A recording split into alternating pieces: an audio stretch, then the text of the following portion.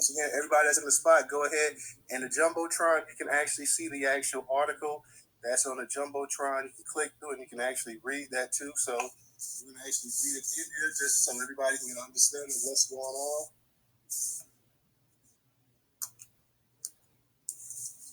The title of the article is Governor Newsom's offer for Black Americans to be identified as a separate group to help support lineage-based reparation claims. California reparation advocates recently achieved another goal when Governor Gavin Newsom signed a bill that directs state agencies to separate data collection categories for Black and African American subgroups. Senate Bill 189 was authored by the Coalition for a Just and Equitable California, championed by California State Assembly member Chris Holden, according to a press release from CJEC. For the first time in California in American history, a specific category of data collection will require for African Americans who are descendants of persons enslaved in the United States and living in California. Starting with the state's 2.5 million employees, the release states, but for the first time since Reconstruction, the political status of American freedmen is being recognized by the state of California.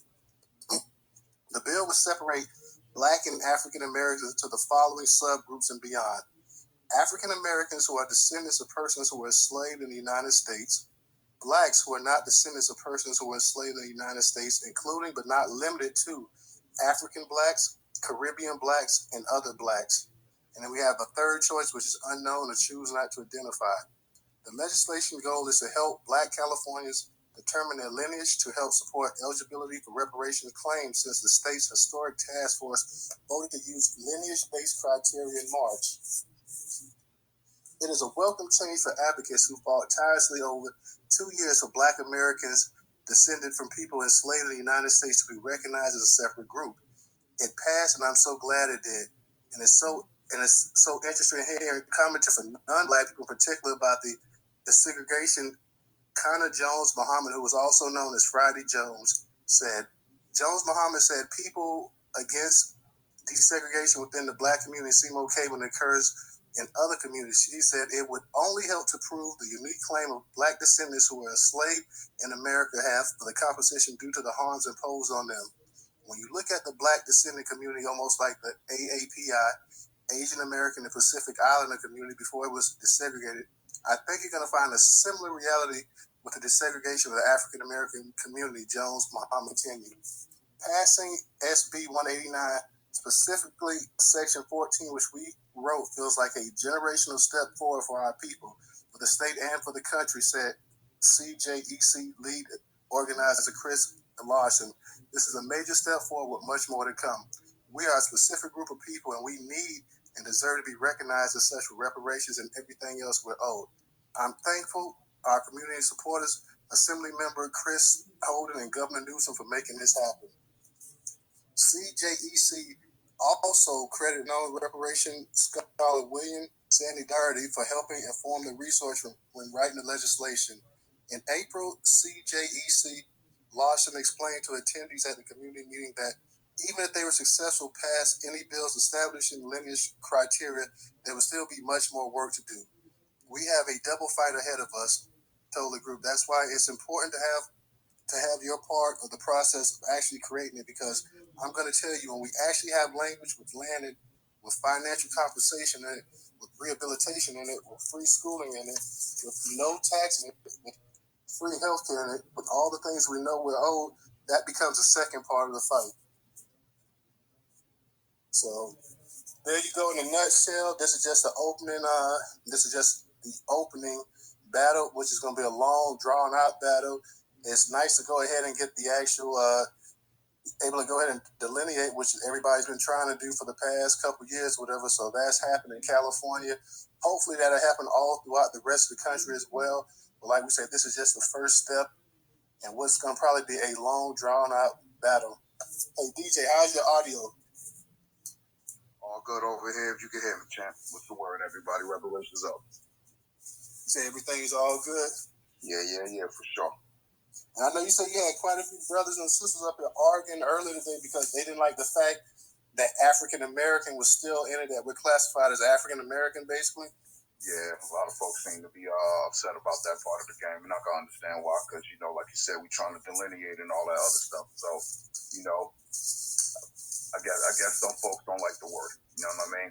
But they ain't got nothing to do with tracing your genealogy. It's all about those to prove that they were free men prior to the 1870 census, and those that could prove that their ancestors came off a slave ship or were sharecroppers in some shape, size, or form. You know what I mean? Go ahead. Here's the thing, too, though, man. I mean, we can still go ahead and separate that down the road, but the fact of the matter is that you've been able to get some kind of, separation is what's important right now. Like I said, I know everybody doesn't particularly like that labeling or whatever, and it seemed like I don't know why they wouldn't have just had Black Americans or whatever, but the small battle, this is a small victory. Many more to come, hopefully. Like I said, we got to keep the pressure up. California is the first. California is the largest state in terms of population. California determines so much of what goes on politically as well in the country.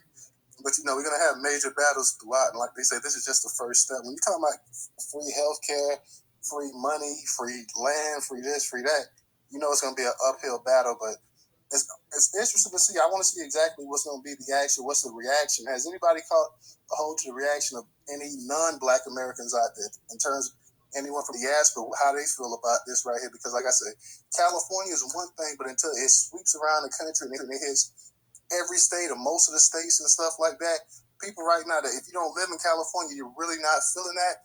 But if it started to hit your state, your city, your town, I'm pretty sure that you're going to have a lot of difference of opinions and whatnot. So, well, yeah, on that note, and then, that's the argument. What I'll be saying is that, a lot of the non-Black melanated folks, you know what I'm saying, that identify as African or Caribbean, they know what it is, you know what I mean, for the most part.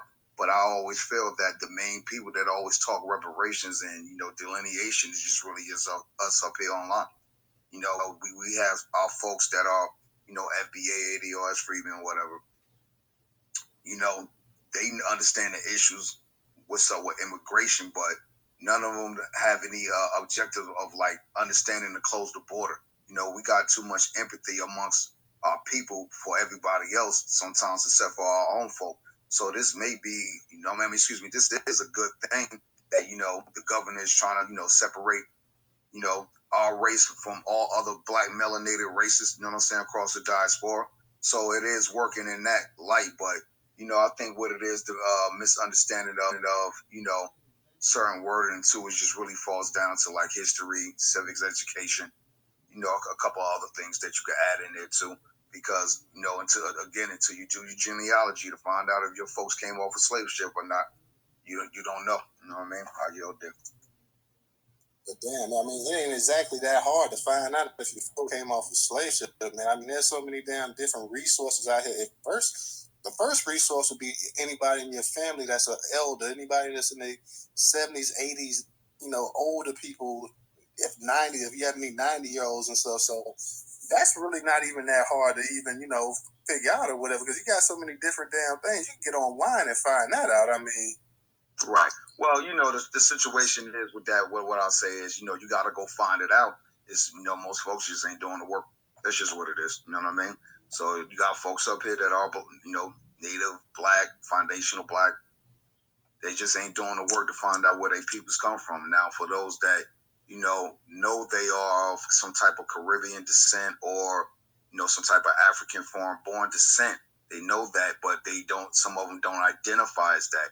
You got a lot of cats that are, from our first generation born Americans here, but they might be from Nigeria, Haiti, Jamaica, Ghana, Congo, whatever, right? So, but they identify as Black American here. So it's like, if they family never told them that, you see what I'm saying, that they was really like, yo, you really like a Jamaican, you feel what I'm saying? Like you may not have no accent or something like that because you was raised in the Northeast or something. You feel me? So like the stuff like that is an issue. Then, we've had cases that folks, all they ever known was being Black American and identifying as such. But when they did do their genealogy, they got, Trinidad and Bohemian and, Nigerian and Ghana, you know what I mean, on a as early as like a great grandfather's side. You feel what I'm saying? So that has come up in some talking spaces, some rooms, lobbies. I've seen it, bro. You know what I mean? Well, how you feel about that, man? If you like, some people like you just mentioned, and like you have somebody that may have one parent that's from the islands and one that's from here from America. Do you feel like they should all get like, say, somebody is half Black American, FBA, ADOS, however you want to say it, and half Caribbean or half African or whatever? Do you think they should get the full amount of reparations as somebody? The half. Nah, because that's pretty much all what been talked about already years ago. Like, if you could prove that your half parent, and obviously you will have to track their genealogy back, yeah, you could get the half. But, and I don't even understand how they even will chalk that up as a half anyway. You know what I'm saying? Because, reparations is a two-check system. So you got to check from the states, you got to check from the feds. So this is just state talk right now as far as delineating, getting our understanding of our ethnicity and, heritage and lineage, securing the tribe or whatever the case may be. So once that is said and done, nationwide, state to state for all, foundational Black America descendants of slaves, native Black that, can prove they was here prior to the 1870 census, you'll get a check. So if you could prove that on both sides of the family, then you're entitled to full benefits of whatever the workaround will be for reparations, again, per state / whatever the total federal number will be. But again, the states is just the trick play, the trick bag, actually.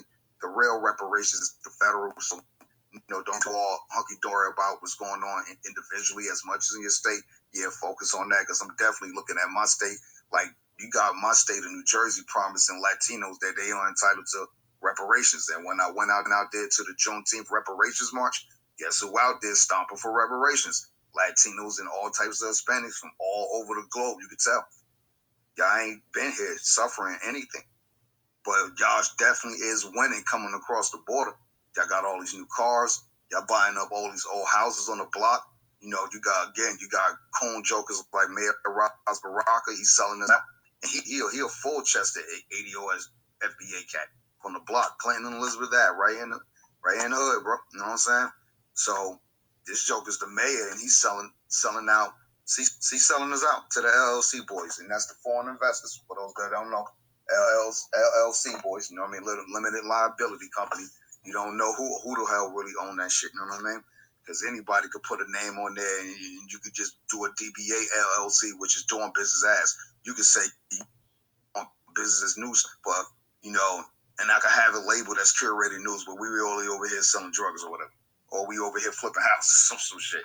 That's how these jokers is playing, and we like really just left out in the cold, not understanding any of this stuff, at all. We really being shitted on right now, and our people just don't understand it, But we gonna feel the pinch because we really in a recession right now. Definitely. Yeah, you was going in on that one, bro. You was going in on that. Queen B, I see you got your hands up. For everybody that's in the room, please go ahead and tweet out the link. This is an important conversation we want to have. We want to have as much interaction with our people inside, whether you're the north, the west, the east, the south, the Midwest. Come on through and just go ahead and state how you feel about this or whatever. So we want to have as much participation tonight as possible. Everybody, your opinion is value. Y'all know what Newstoter is, an open mic once you get on there. So, Queen B, go ahead and unmute your mic. Thanks, Newstoter. Thank you for allowing me to come up on the stage. And so, yes, I see this as a small step forward. I'd call it a victory. I do recognize that there's still ways to go. And yes, there will be some, it will be, I don't want to call it uphill. Let's just say it's a little curvy. But anyway, I think the way I look at this too, I think with this delineation, I think it's really good, because I think now with this delineation, it's going to get people thinking like, oh, that's right, we're not all the same. And then also with this California going first, and I know there's some other states that are, starting to initiate it, but I don't think they're as serious as California is. I think what it's going to do, it's going to motivate those individuals, those, slavery, that are living in that state, to really start getting into their genealogy. And at least for me, I can't speak for everybody, but I know for me, when I started to study my genealogy and learning about my ancestors and who I was, that's really what sparked me, and got me more interested in this movement, and really looking at wanting to get justice for my ancestors. So imagine if we can get, some more people with that same mindset, then that's more pressure that we can continue to put on our legislators, federal legislators. So I think this delineation is a step towards, making that happen. But I'm pleased with that, because I do think it really is important for us to delineate. Because I know, I'm just thinking about myself, maybe even 2 years ago, I was just kind of thinking, oh yeah, we're all black, because if I see a black face, then here we are. But I think what it's going to do is just going to open up the door, and it's going to bring us awareness, and then we can start putting those pressures on employers, those employment applications, and all of those things. So I see this as opening that door to a lot of other things that we can start to get delineated on the federal level. So I'll land there. Thank you. Absolutely. And this is something, sister, that, like you say, it should have been done years ago. We see it all the time now. We see when with some of our people in the diaspora, when they're doing something, they're accomplishing something great. They just got a PhD. They went to NASA. They did this. They did that. The first thing they throw in front of them is they're Nigerian American, they're Caribbean American, they're that American. But whenever they get in trouble, or whenever the police is coming down on them, then all of a sudden they're Black American and this and that. But just on being able to delineate, we have to be able to do this, because unfortunately we have a lot of some of our Caribbean brothers and African brothers and whatnot. They feel like that they're just as entitled to the reparations as we are, which makes absolutely no sense. That if you've been in the country for 50, 60 years and somebody's been over here for 400, 500 years or longer, how are you going to be entitled to something when they built the entire nation from scratch, and you came over here and, you know what I'm saying, you've enjoyed those benefits off of what these people built? So to me, just common sense wise, that really doesn't make any sense. So we're in agreements on that, and I'm in here in Florida, and I'm hoping that this sweeps all around. I hope that this is like a boomerang. It comes right back and hits Florida, because we need to go ahead and start getting our reparation stuff in hand as well too. Yeah, I think like I said, if nothing else, I think what it'll do is it will start to get people thinking like, oh, wait a minute, not all these Black people are all the same, and that's a start. I think that's progress for us right there. Absolutely. Hey, pardon me, Queen. Where you from, real quick, if you don't mind me asking, as far as the state? Well, I live in Kentucky, but I'm actually from California. Born and raised in California. So I have relatives out there now, and I'm trying to get them, more involved, with what's going on in California, and just keeping them up to date with what's going on. But I've got some family out there that believes that reparations is never going to happen. So it's been a push, to get them involved. But if they don't, Right, for sure now. You know what I mean? So I just wanted to say that, reparations, we could obtain that tomorrow if we all just get on board. But it's really our folks, FBA, Foundational Black Americans, ADOS, well, whatever, you know what I mean?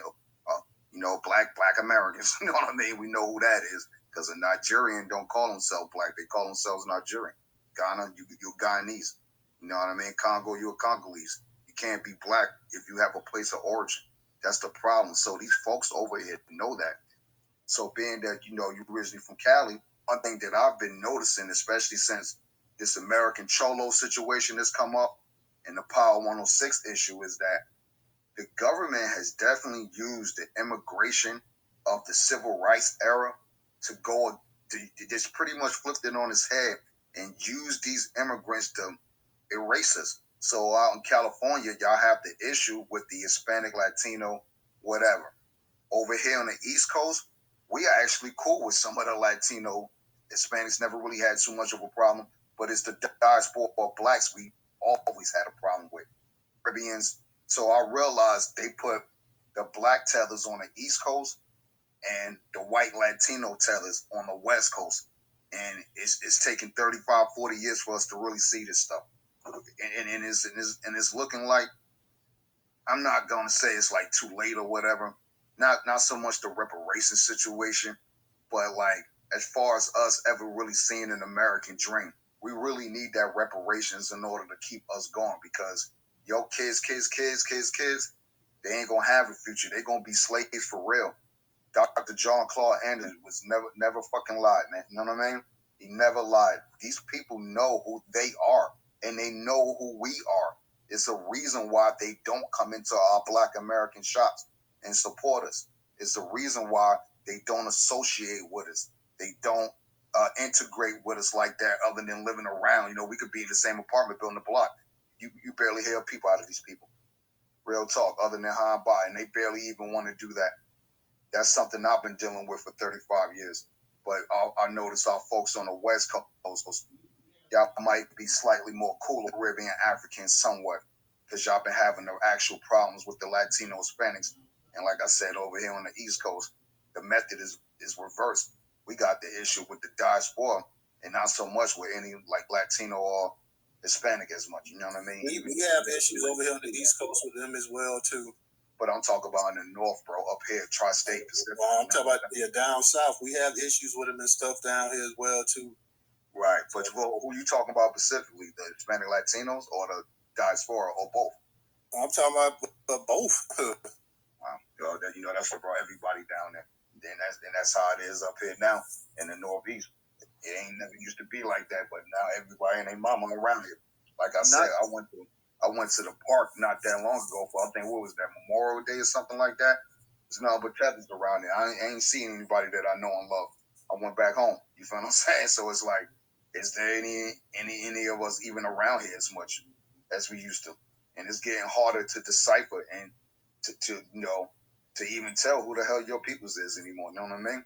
That's why, that Black State of America sound good, better and better every day. I'm not sure who next on the hands, though. What's up, Ray? It's Lytle, I believe. It's Lytle, Ray, and then Insane. Oh, yeah, True Lytle been down there for a minute. Come on up, bro. Thanks a lot. Newstoter, man, I appreciate the space, and I appreciate the contributions to Keith there.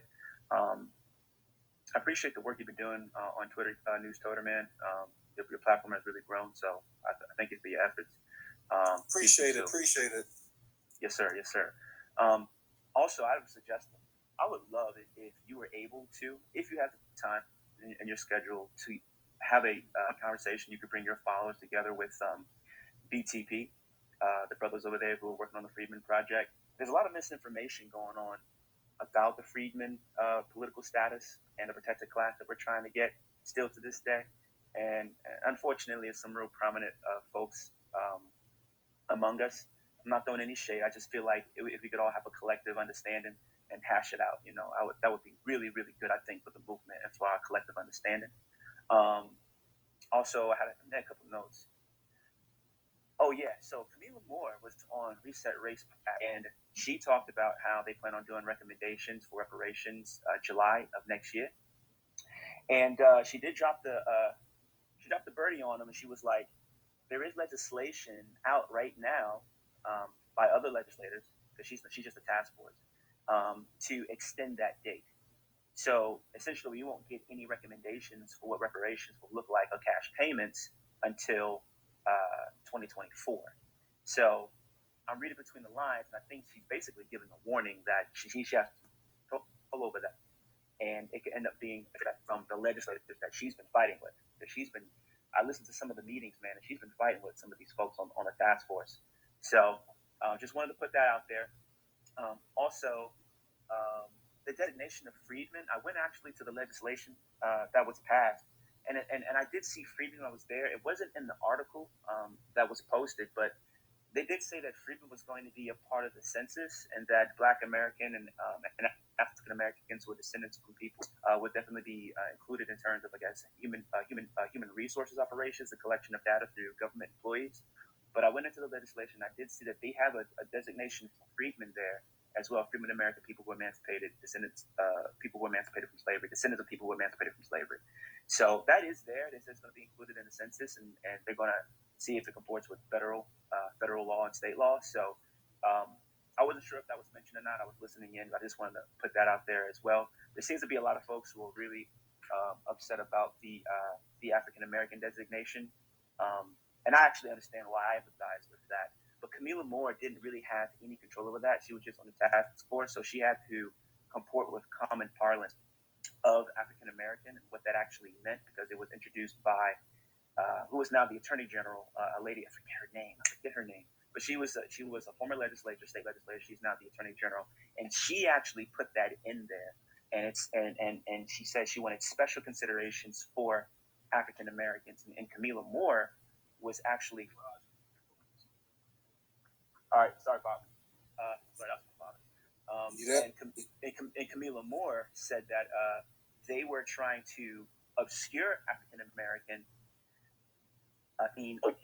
when she knew that the intended purpose of that language that was in there was a special consideration for people who were formerly enslaved. So I actually watched that, and she actually went on a battle on that for a couple hours, battling these people. So she was forced to use it, and I think what she tried to do was just go back through history and find instances of our people using African American as early as 1866, so that she could have authority to make it exclusively to Black American descendants of slavery. So I just wanted to throw that out there. The arguments that she was having, there were some real disingenuous folks on that task force that she had to fight with, who were trying to make African American apply to everybody else. So I'll land on that.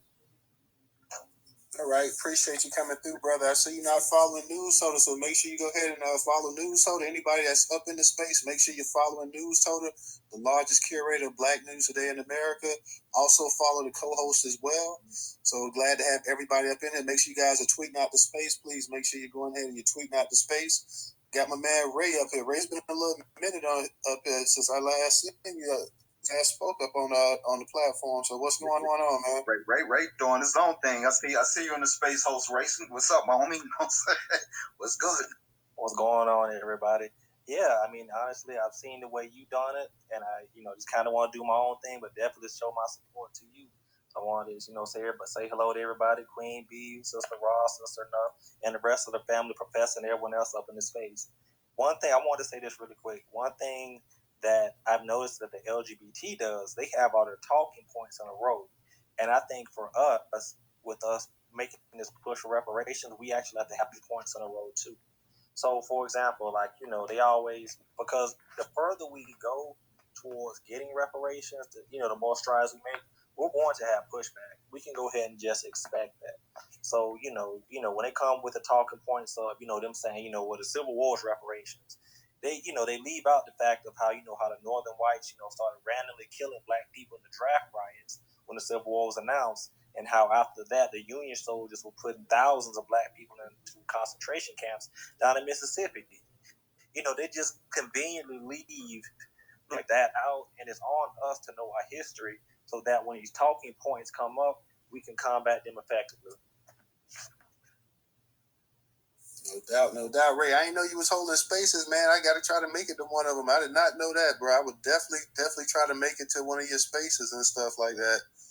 But yeah, I've been doing them very randomly. Like I literally did one. I sent my sister Rosalind literally a 15-minute notification ahead of time. She was able to jump in and help me, man. It's more, I have to be very careful about what I say because of my job. So, it's more so the Second Amendment and kind of, I can't really go into politics too much because I might get in trouble.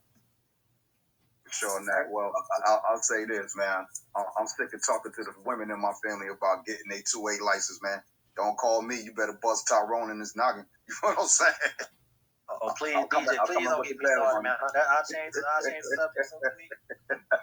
Hey, look, I got the bail money, son. You know what I'm saying? Do what you got to do, fam. You know what I'm saying?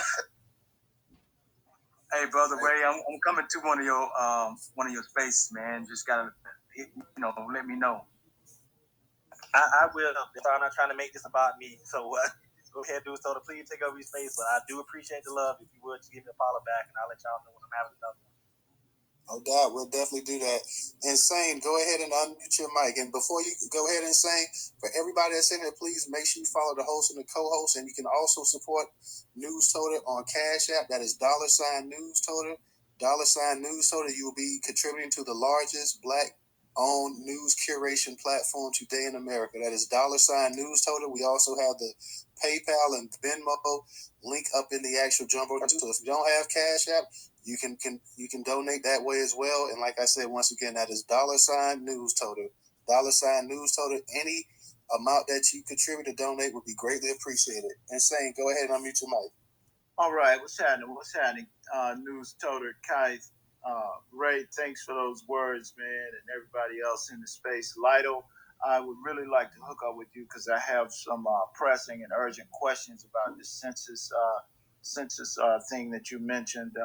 I have some questions I want to ask you if you're still in the space. But Total, you're both right about this.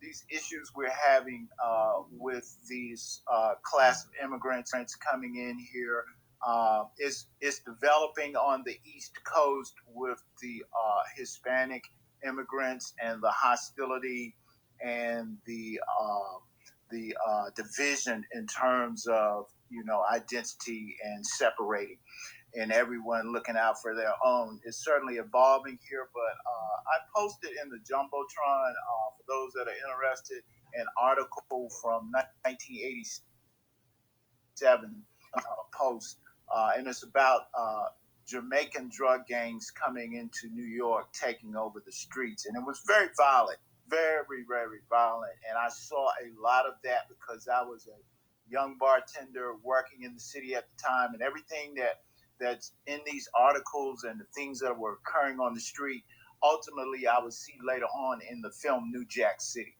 That's what was happening in Washington, D.C. in the latter 80s, early 90s. But it was, Jamaican gangs coming into this, and they were clearly identified by the press as being these gangs out of New York mostly. But yeah, I definitely saw that in DC. So Kite is right about that also. But again, you're right too, Newstoter. The other group is evolving here. Anyway, regarding Newsom and what he's doing, I mean, that's very good. That's extremely good. But I think for me, it's a matter of putting certain things into perspective and seeing what I feel is coming from the very top of the party and their determination to try and cultivate a cult of personality and a political personality, because we all know this man in office doesn't have very much long. He probably will not do another term. So who's going to be a viable candidate? Who can secure that black vote, which is definitely up for grabs right now. They know it. So Newsom has been mildly rumored to be a possible front runner. Well, this is an attempt, I feel, to make him look really good and to secure that vote. But I think is good. Again, what's being done, but I don't know if we need to go into 2024 on another promise of something. Just a promise, it needs to be a should be a full program presented to us. This is what's going to happen. And I just see him being cultivated in that way to emerge to the top. It will not be Biden. It will be, they really want someone else. And, again, it's been rumored that he might be the one. So I see them, pushing him to do certain things. It's all very coordinated. And again, it's good. It's definitely good, but I think we shouldn't allow ourselves to be in a position after 2024 feeling like, what happened? What happened? So the more we can get organized and involved, certain levers and the mechanism of government in all bringing out the infrastructure in terms of who's who, the better off we will be. And I can't say anything more about that. I'll land my plane with that. Thank you, brother. Appreciate you. Make sure you stick around in case you want to add some more to the conversation. We're going to keep it going. We're going to pass the mic to Professor. Then we got Original, and then we got DJ. So, Professor, go ahead and unmute your mic. Yeah, thank you, Newstoter. And once again, man, you hosting a great space as always. You and Kite do it big, man, and I appreciate that. Thank you so much. And much love to everybody in the room. Peace, love, and reparations. Something that I just want to put out here to the entire room. I have oftentimes wondered why it's our people. A lot of our own people are fighting against us trying to get these reparations. I just can't put my finger on this. And I don't think I can understand it at all, considering all that we have been through in this country. You know, I look at people like Jim Clyburn and Maxine Waters and all the older black statesmen or black leadership. It's like they are fighting against us getting these reparations. And I'm trying to figure out, are they catering to the caucasoids out here? I mean, what are they doing exactly? Why are they trying to stop us from getting reparations? Being that you're black yourself, it seems like to me you would want to see your people get wisdom. I just want all scan folk and can folk. Say that again. All scan folk and can folk. This is true. This is true. But we do more damage to ourselves and every other group, even if they hate each other, everybody, when it comes down to reparations, they're going to stand together on this. Now, these Latinos are standing together to get anything they want up in this country. And they coming in here as no telling who they are, MS-13 they are. They could be doing any damn thing. We don't know who these people are, but they're coming up in here just grabbing shit, just getting everything. Then you got the Asians. They all up in here getting everything. Like down here in Alabama, y'all, here we have what they call the Hyundai plant in Montgomery. They allow the Koreans to come in here and, of course, open up the plant, the Hyundai plant, tax-free. And to allow their kids to go to Auburn University, Montgomery for free. Now, my black ass couldn't go to college for free. I went to Auburn University, Montgomery. I also went to the main campus. But I had to pay. Those kids come right on in here and they got free education. And black people that's in leadership here played a part in that shit. Our black leader, I'm getting more and more angry as I think about it, y'all. And I'm like, what can I do about it? I wanted to get some of these black leaders out of these positions. But the older black people keep voting them in. In South Carolina, Alabama, all over the South, a lot of our older black people, because the majority of blacks have basically come home here to the South. A lot of our older black are voting on name recognition, and it's killing us. And we can sit here and try to talk to them about it, but these people, because they're older and they stuck in their ways, they're not going to change. They're just going to keep voting for name recognition. But I have gotten really frustrated every time I look at other groups coming in here just getting stuff that we should be getting, that we are entitled to. And of course, we always say, well, why do y'all think y'all feel entitled to this? What have y'all done to deserve this? My grandmother passed away last year, 93 years old. I'm telling y'all, the reason why I know about my lineage is because of that 93-year-old lady. I think Newstoter was the one mentioned that about us going to our elders. people that's in their 90s. Well, my grandmother, of course, lived to be 93. She was able to tell me about the slave master that my family was under. We even got a picture of. She got the picture. As a matter of fact, y'all, as soon as I get that picture, I will put this picture out here for y'all. Y'all will see the picture of my grandparents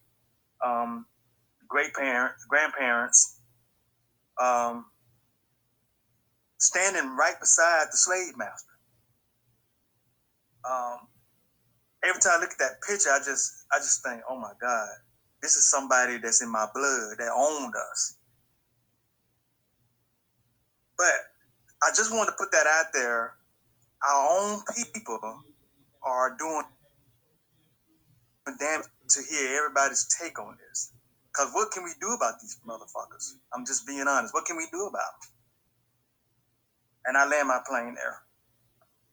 Can I jump in, Newstoter, real quick? I'm not going to take a lot of time. Wait, but we got a couple people that haven't spoken yet. Oh, okay. All right. Yeah, so let's go ahead and try to get to them first. Original and then Terrence. Go ahead, Original. Peace and reparations, everybody. You know, Newstoter, I'm glad you're having this space tonight because we have in Atlanta, and I'm going to try to start, if I can, connecting with people who want to push reparations because we have black people here in Atlanta who are in media. They push this black and brown nonsense. Had one person to say that Julio ain't never done nothing to him. I'm like, well, damn. You know, and I know they have to see everything that's going on. And so, and you have like here and several other cities around the country, you have like a lot of people who identify with Apple, and they want to try to push this as what's the brother name? Black Apple Network said, we ain't doing black no more. And see, they want to come. Okay, just like Bolton John's family, they started a foundation, and they're going to issue scholarship for children to go to college, but you have to be Caribbean. See, everyone else is delineating from us, but they feel entitled to get what we get. But they sit back and talk about us as if we're not. No more of that. I don't feel sorry for you. You are who you are, and I am what I am. And let me share this with you. I have not been able to verify this, but I know Dr. Clark back in the 90s said that we were about 70 million in this country. Well, back in the 90s also, this person that used to, he would be a guest talk show I would listen to. And he said, now I'm not being able to verify this, but he said that back during World War II, he said that there was a special census conducted just for black people. And what he said is that there were so many black men coming out of the woodworks to join the military. They were like, where the hell are all these damn people coming from? Because see, back then, most people were born at home, and their name was written in whatever religious book they had. So it was said that they conducted a special census on us. So they don't know exactly how many of us are here, but they got a good idea. But I think this is the right path that we have to go down. Because these black from the diaspora, they don't identify with us, and I think we have to do what we got to do to circle our wagon, as Dr. Claude Anderson has taught us. And so I'm just elated that this is happening, and I think someone had mentioned that we need to get our talking points together as to how we're going to respond effectively when we are hit with certain questions. And some of it may be a little off from time to time, but it'll still be on that same for this. And I think we're on the right pathway, and we're not going to let anyone tell us, because I'm collecting receipts. So when these people begin to say certain things, I'm asking them, okay, well, what are you doing? Well, what about this? I mean, for instance, I had responded that I wasn't going to vote for Big Swole. So I had someone to respond to my comment telling me that, well, did black men ask her for anything? And I responded by saying, well, did the illegal aliens ask her for anything? But they are prominently cited platform. And I just let them know, look, this is my vote, and I am no longer giving up my vote, and black people are not going to, the descendants of the black enslaved are not going to benefit from it. That's how I phrased it. Because no more of that, because they understand that if they can't get enough of us to vote, she's not going to win. And if she has already stated that she couldn't do anything specifically for us because other demographics might get offended. Well, that's not my problem. That's their problem. And I'll land on that, but I just want to say thank you for this space, and I think Newstoter, the #1 curator of Black news in America, we're gonna make it happen. Thank you, brother. Thank you. Definitely appreciate you always supporting the content and the platform as well too. So definitely appreciate it, and glad to have you up in the space speaking on this topic tonight. Terrence, go ahead and unmute your mic. What's going on? What's up now? I've been listening and everything, man. Everybody, me personally, man, with the reparations is what basically kills any outsiders from getting into this movement. You know what I mean? Because we already peeping out that they got foreigners or whatever. These people are on boards and reparations cases throughout the nation. So our lineage, because first when I was sitting there thinking, I'm like, man, how come we don't talk in certain languages and certain dialects to stop people from killing this movement? But the Linux was really the movement. So we're gonna have to push that. And if the California thing goes through, every other state gonna follow suit. And the lineage, the birthright of our great grandparents, our great grandparents, is what's gonna have to be brought to Congress, because it's too much documented proof of from 1600, wherever the heck they talking about, to now, for what they did. It's too much proof of this right now. You know what I'm saying? Like, I ain't learned about the Black Wall Street until about after college. You know what I mean? But once I learned about that, I'm like, oh, this is wild. And I started learning about all the other stuff. And, then I always talk about the COINTELPRO, how they stopped our generation from taking the spot of the 60s, the people who marched during the 60s.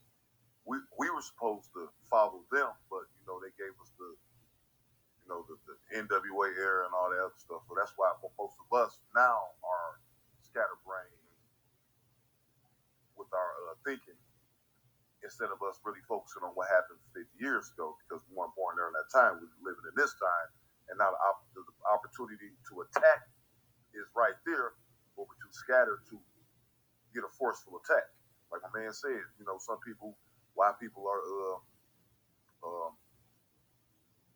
trying to stop the movement or whatnot. Some of them are paid, some of them don't care, some of them self-paid. So you got to take into account all that stuff that happened from 1970 into now when we talk about this stuff. You know what I'm saying? We really got to take account our generation and what happened. And we like today, some of us go sing some Jeezy songs.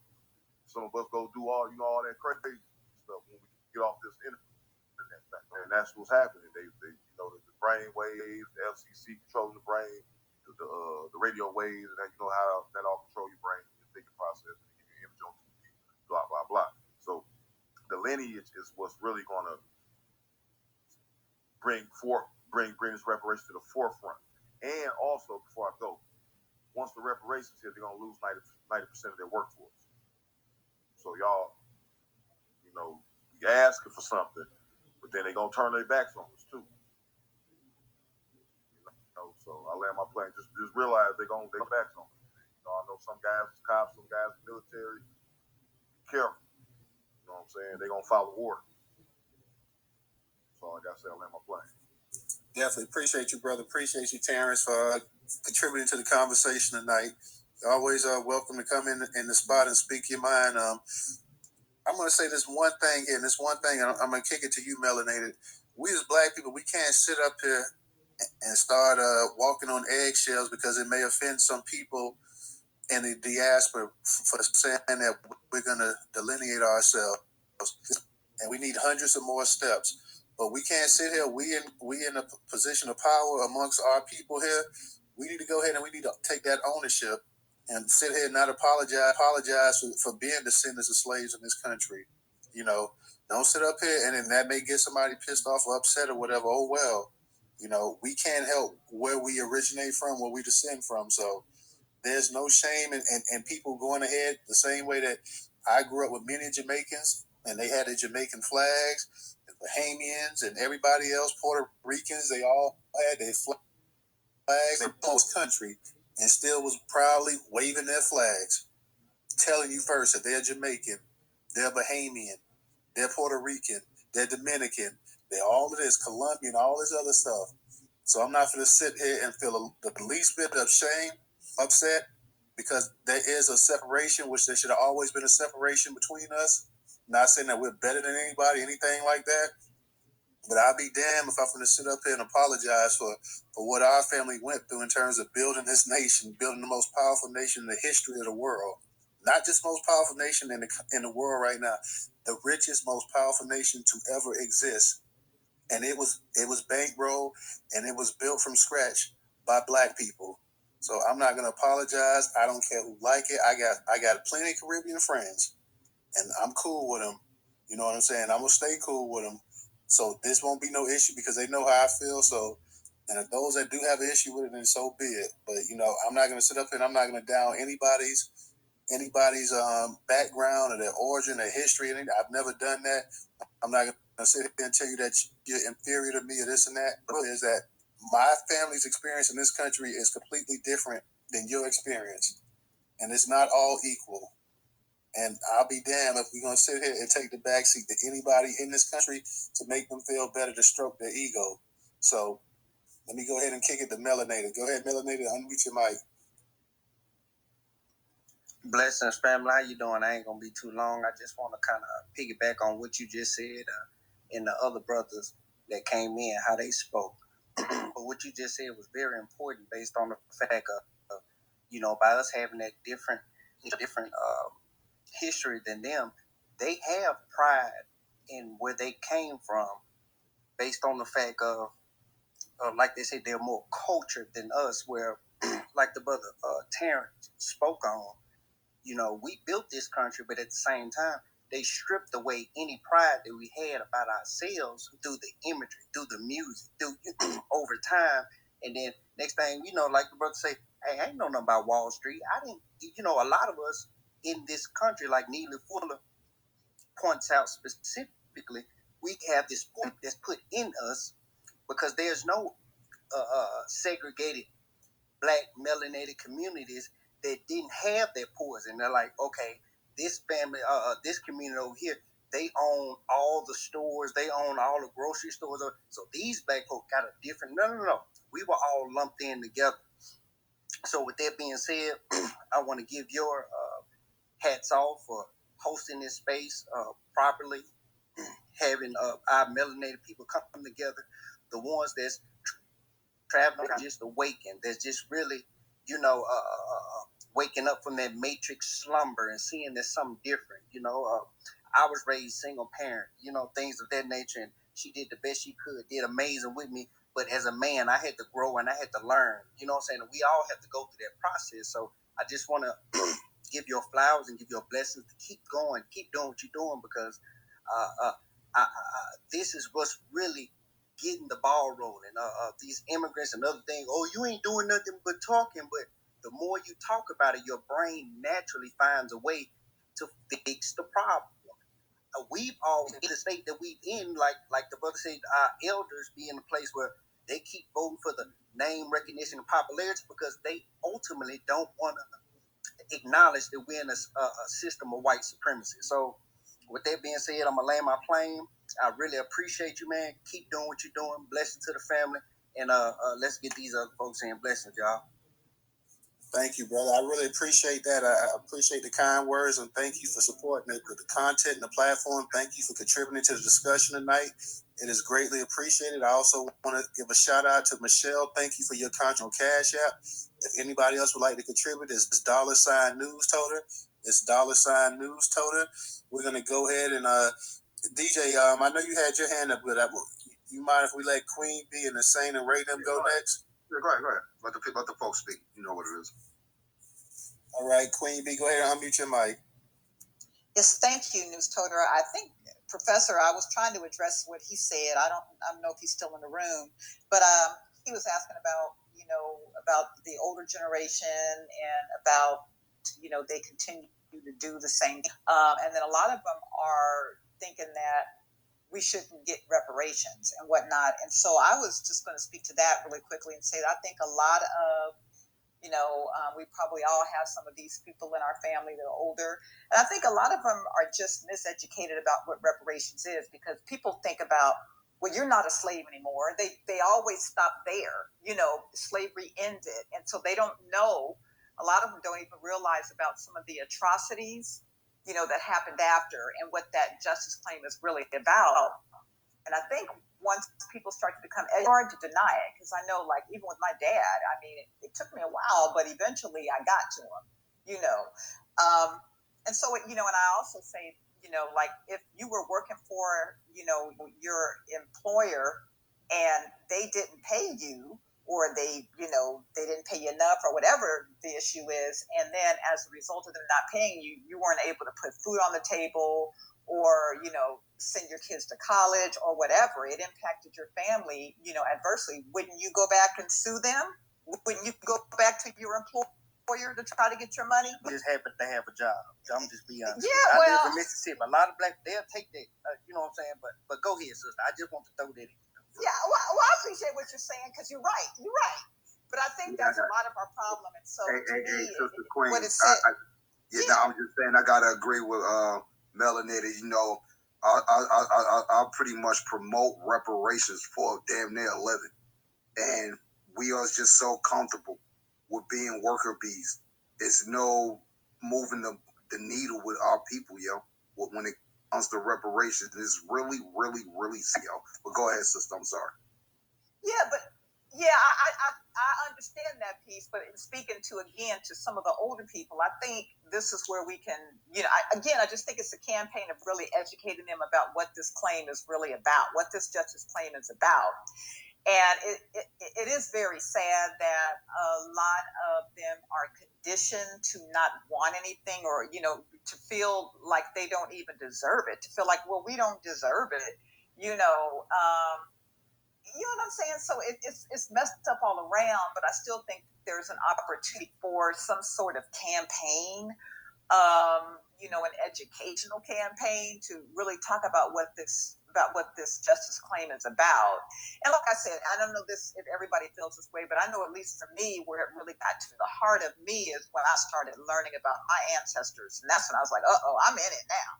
I'm doing this for my, great granddaddy Charles. When I looked at that employment contract for another one of my grandparents, that got to me, and I said, no, this is who I am, our legacy.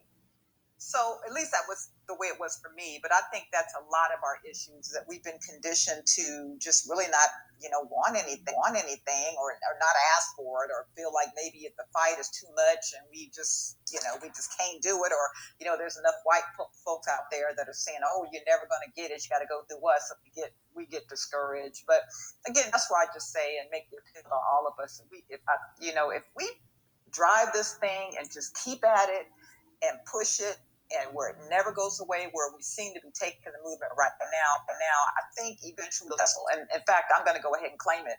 I think another issue going on with our older people is, again, with that conditioning, feeling like undeserving. And, a lot of it has to do with a lot of our faith, a lot of times with the older people, we just going to die and go to heaven. And so that's it. We don't want to be going after money. We don't want to envy people who do have it. So there's just so much going on there.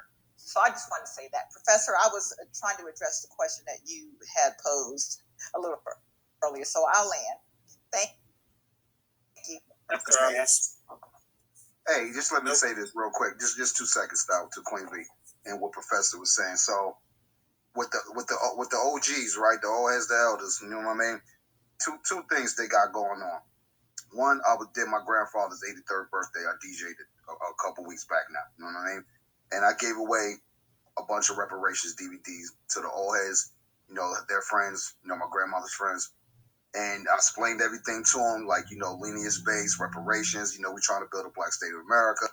The legal immigration rate, CPS issues, a whole slew of other things. And let me tell you, they were grateful as hell for that shit. While on the other hand, I got some other members of the family that are well into their 90s, work for City Hall all their life. My great aunt told me the other day, she used to run with Fannie Lou Hamer, on some real shit. Like, damn, I never heard you say that shit. You told me some real shit before, but like, damn, that's the fucking first. But when I tell you Hunter Biden smoking crack on his iPhone and these illegals is getting all this bread a month, that's fake news. What? How? Yeah. You gotta find the ones that's willing to listen. And yeah, that's hard, because reparations is a teaching moment. I'm still a student of the game. I don't know everything. And everybody that come up here that's brand new, y'all got a lot of work to do. I got a lot of work to do. So I think the real argument is, how can we get our reparations information out? Because it's really just us up here talking shit. You know what I'm saying? Because I know when you go down to the street, you go to the work, you go to the water cooler, you go to the supermarket, you go to the club, reparations. I don't give a fuck about that shit. Leave me alone with that. Don't you use a bum, stop begging me. That's what our people be telling me. I hear that shit every day. You know what I mean? But I'll yield there, though. Go ahead. Do you think we could get Bob Johnson to start a campaign for us? Robert Johnson, that is, used to own right. BET. I know BET. Yeah. Here's the thing about that. He understands, like you said. He's the old heads at my grandfather's party, but he don't want to study what's going on nowadays, like my great aunt, who know what's happened back in the day, like you said, but don't know what's going on right now because you're comfortable. You feel what I'm saying? You're too complacent and forgot about the fight. You feel what I'm saying? Which I understand you had your time, but you didn't carry that will into us. Y'all got y'all little pensions and got y'all little jobs y'all was promised after Martin was martyred, and y'all forgot all about that shit. Some of y'all took payouts, like you said, some COINTELPRO shit going on, because I don't never hear none of these old heads say anything about that era, yo. Not a lick, yo. Like, that shit never even happened, yo. Like, the ones that are in the Matrix and they comfortable taking the blue pill, while the shit is still happening to us, so we have no choice but to take the red pill and scream out for help. But no, they ain't listening because, well, ain't it equality? You can go get a job, nigga. What you complaining for? But damn, if you check any EEOC, Equal Employment Opportunity Commission, filed by a Black American, you're going to see the fucking atrocities. So why is it that we saying we lying about this shit? You know what I mean? And like y'all saying, we all agreeing to agree. It's coming from our people. But, go ahead. That's how I'm going to go. Well, we got a new speaker, so we're going to go Ross, Insane, Ray, Original, and Melanated. So, Ross, go ahead and unmute your mic.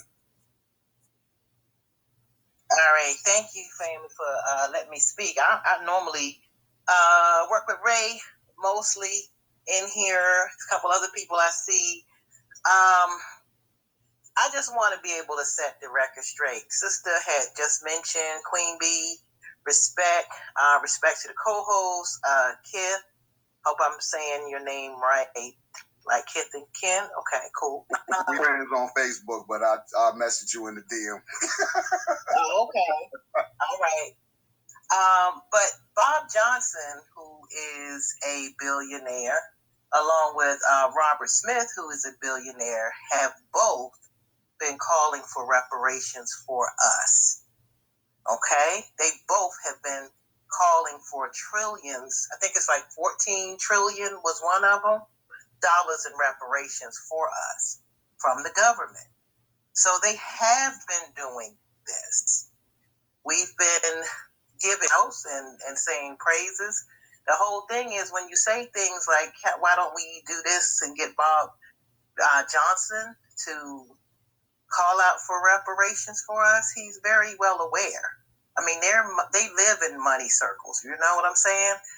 The thing is, I don't have his phone number, sis. Somebody put me in touch with him. I know exactly what to say and how to build. But the problem is you can't just reach out and reach out and call a billionaire. It doesn't work that way, right?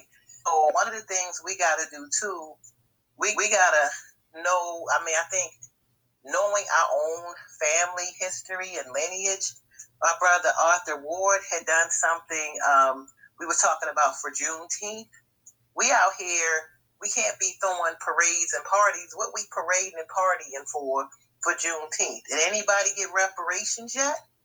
Until then, we're not supposed to parade and party, right? He has his blog that I'm going to try to go pull it up and put it in here.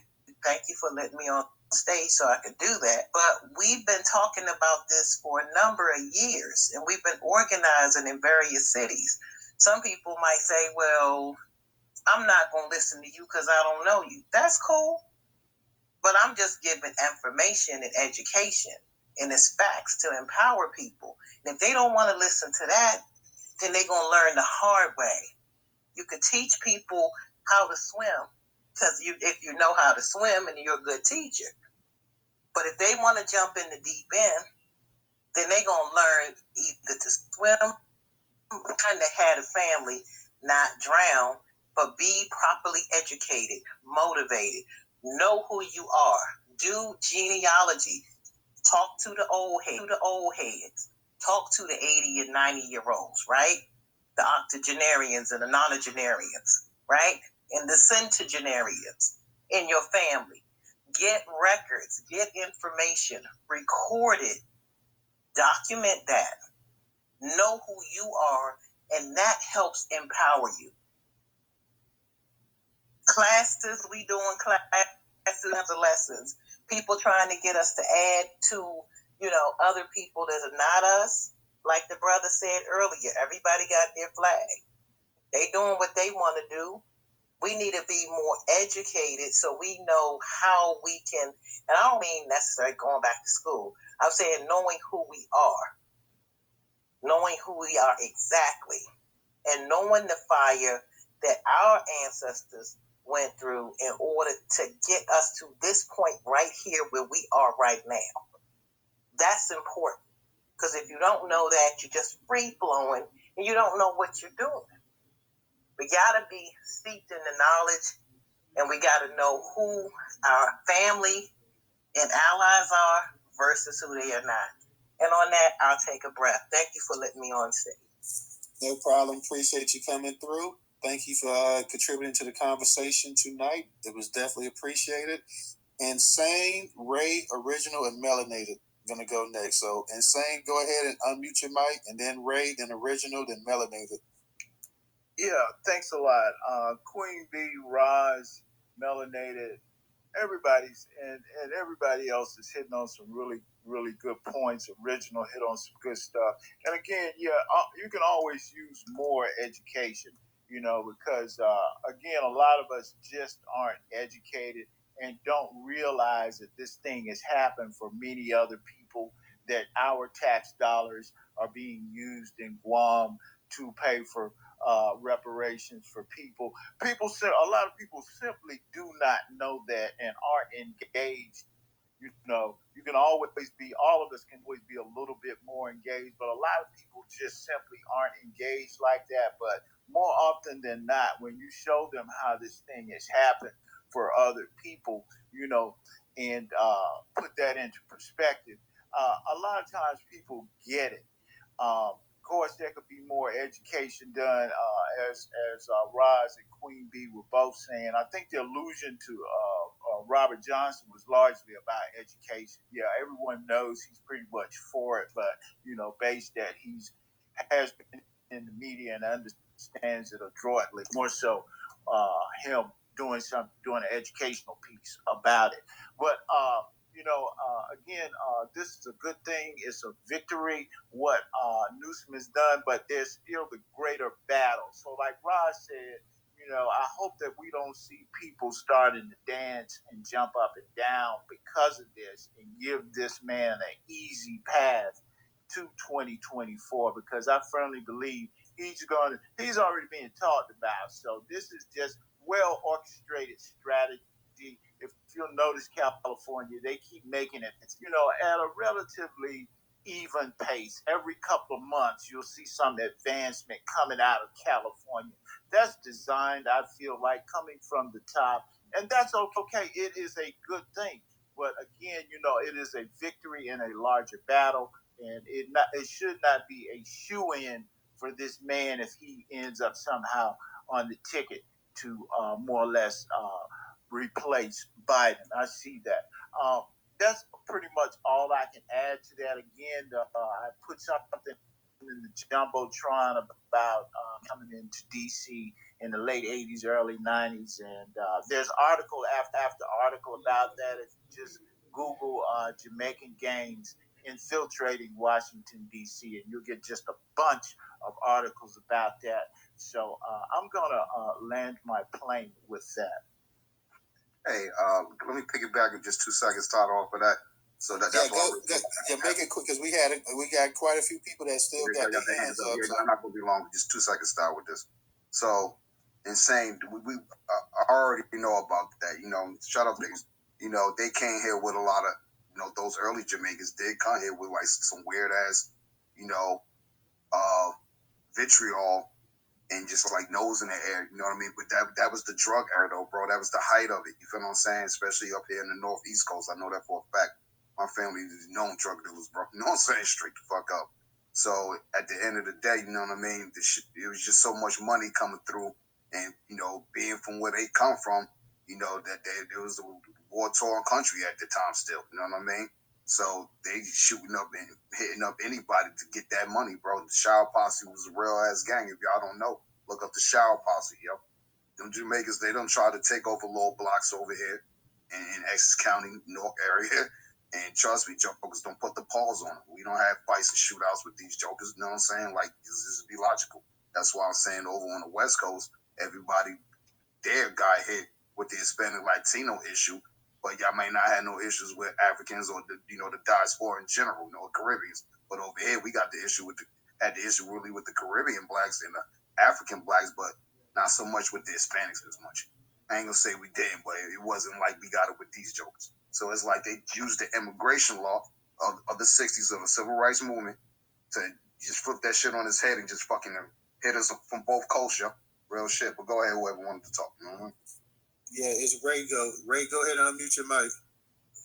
Just really quick, I wanted to definitely add this. I wasn't sure if I've heard that in that new California reparations bill, there's a lot of trick bag language, like it says in some parts that it's for African Americans, and then in the lower section, it'll go and say that African American is anyone that feels they're an African American. I just wanted to definitely put that out, so so we don't get the wool pulled over our head later. I land there. No problem. Appreciate it, Ray. Yeah, that's one thing that you had a few people complaining about. They did not like that.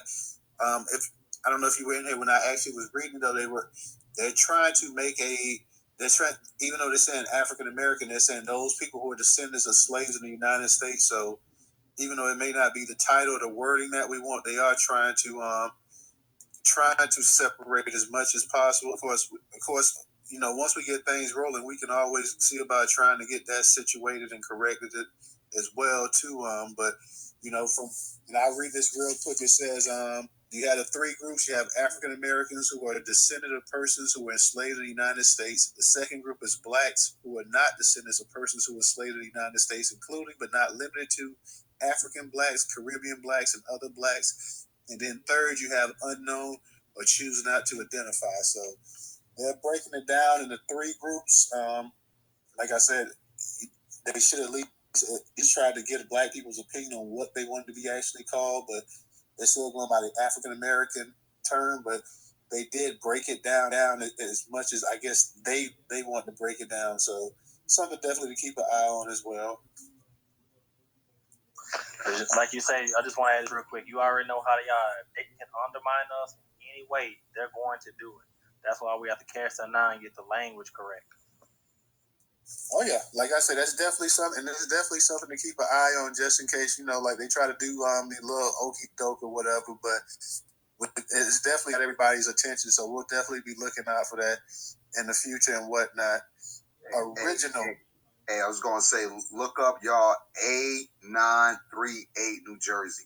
A as in Apple 938 New Jersey. That's New Jersey reparations bill.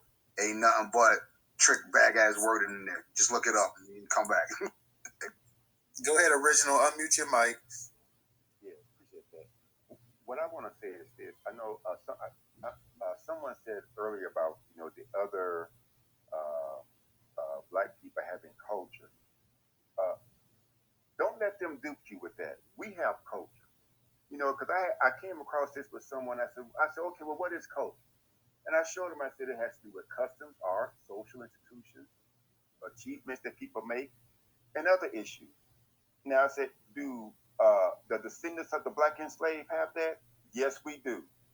We do have culture. So I don't allow them to play that game on me, trying to say that we don't have a culture, and then you want to come and steal our culture. I don't do that. And one thing I want to say, I know I said that how some people they say that slavery ended. One of the things that I've used to kind of hit people with, if you haven't seen this it was like a movie of the week called The Autobiography of Miss Jane Pittman. You might be able to find it on one of the streaming services or something. At any rate, it documented this little girl from slavery into freedom. And so after they were freed, she was with these other people. They was in this barn. And so these unions came in and they attacked them. And there was this one lady, her name was what they call a Big Laura. Her real name is Odetta. She was a gospel singer. Big Laura, she took out a few of them old soldiers. But unfortunately, they killed Big Laura. Watching that, I felt really bad. And what I found out later is that there's this area in Natchez, Mississippi. It's called the Devil's Punch Bowl. And it's where these Union soldiers came in and they killed all these formerly enslaved people. Nobody, I think there is like some fruit trees or something that grows there, but nobody will eat any of the fruit there. Nobody will live there because of what happened. And so I just want to share that because these things are real, and this happened, and it didn't click to me until I found out about the Devil's Punch Bowl in Natchez, Mississippi. So I just want to share that with people and say that we're going to have to organize ourselves in a way so that when we get hit with this stuff, we're going to have a response that's going to be. We're just going to hit them wherever we have to hit them, just hit them and make sure that they're stunned so that they will understand exactly what we are saying, because this is real for me. Because I have from one of my family reunions, I have from my mother's side, it goes way back showing who our people were. So now I'm going through the ancestry thing to try to find out, more as well as with my father's side. And I'll end with that. Thank you. You brought up the autobiography of Miss Jane Pittman. I hadn't seen that in some years. We used to watch that growing up. We had the legendary late great actress Cicely Tyson. So for anybody that's in the room that hasn't seen that, I suggest it's pretty good. It's a pretty good movie. It's back in the 70s. Pretty good. You can't really go wrong with Cicely Tyson. So definitely go ahead. You guys get a chance. Great movie, great actress.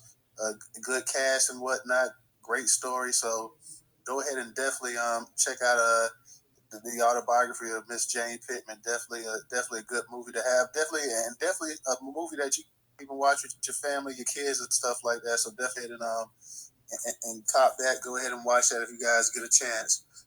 Before I go to you, Melanated, I want to go ahead and say to everybody in the room, please go ahead and make sure you're following the host and the co-host up in the Jumbotron. I know there's a lot of links up in there, but up in the Jumbotron, if you guys can, we have our YouTube channel in there, so please go ahead and subscribe to the YouTube channel.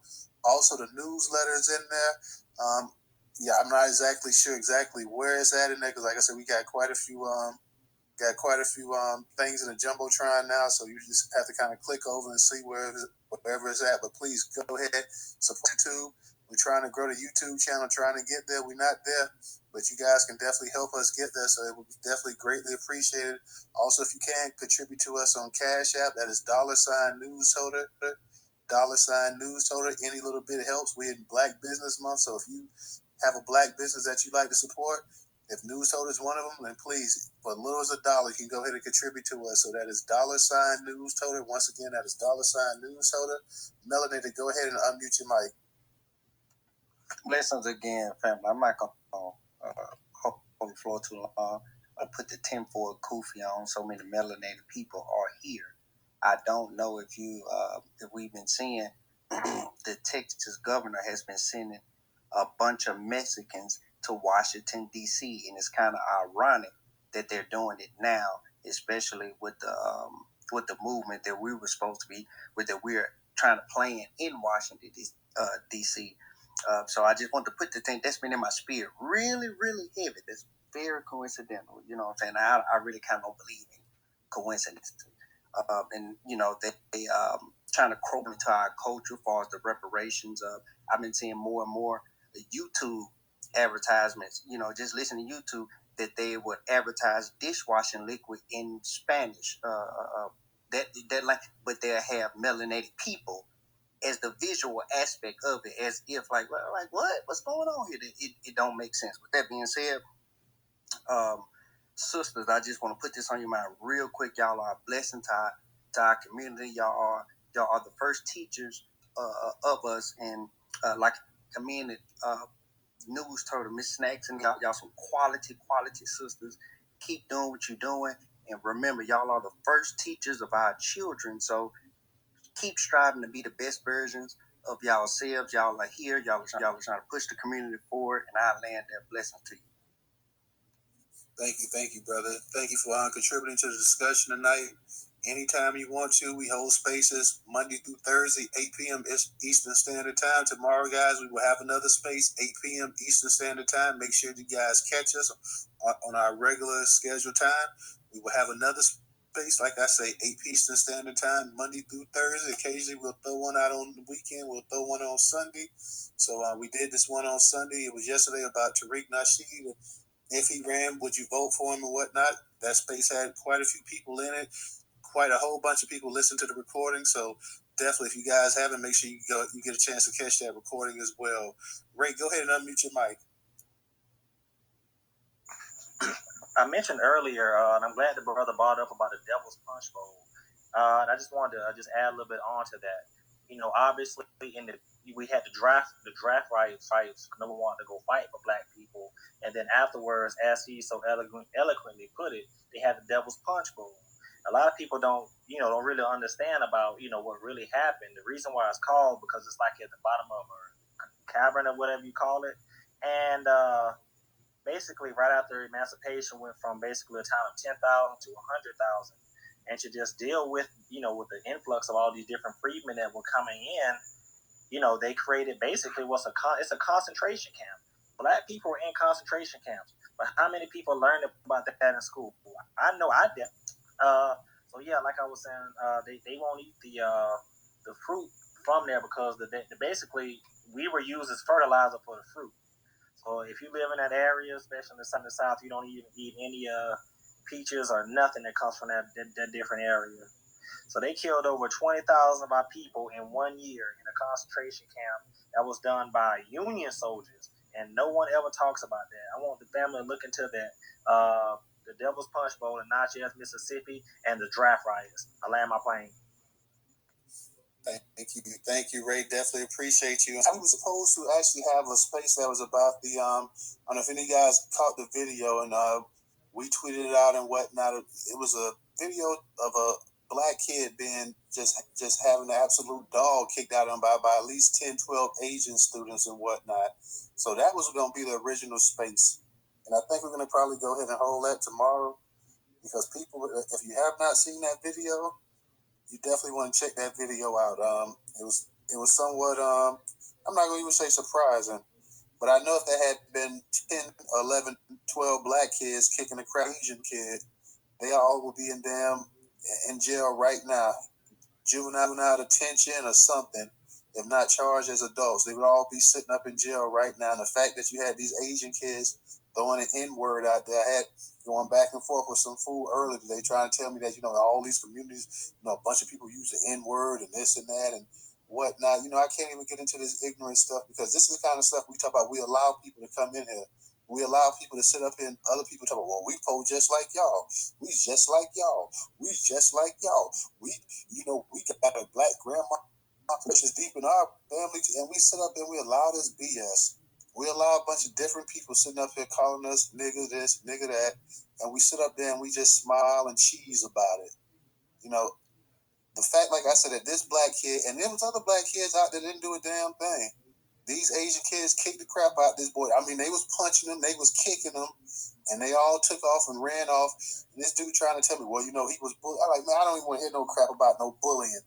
It was one damn kid out there. So I don't even want to go deep into it because that's going to be tomorrow's night discussion. But it just got, I don't even want to go in it because I'm saving it for tomorrow, y'all. I'm saving it. I got that, and I got a special thing that I want to talk about tomorrow night as well too, which really just shocked the hell out of me when I saw it. So I don't even want to give up what I'm gonna be, what the space is gonna be. Just make sure you here. Just make sure you here tomorrow night, 8 p.m. Eastern Standard Time. You know what I'm saying? Make sure you come through. In the words of Della Reese, when she was on Harlem Nights, bring your ass. Just bring your ass, because we got a discussion for you. I'm gonna leave that. Go ahead and unmute your mic. Yeah, I'm definitely gonna be here tomorrow night. I can't miss it. No. I want everybody to pay attention in the Jumbotron. I posted Monica Matthews. I don't know if anybody has ever seen her. She's is all on social media. Got a podcast. She's conservative. Very conservative. Matthews on the air. That's her name on here on Twitter. She posted something about them having a foundation. I think she said she was foundational white American. So we got to pay attention to these caucasoids now. They're trying to, I guess, attach themselves to this movement because they're going to say, well, we've been here for a long time and I don't feel like I owe anybody anything, which is what they always say to us. I believe this is what I'm not looking at it now, but I got it posted in the Jumbotron. Everybody should go out there and read it. She basically has attached her statement to our movement.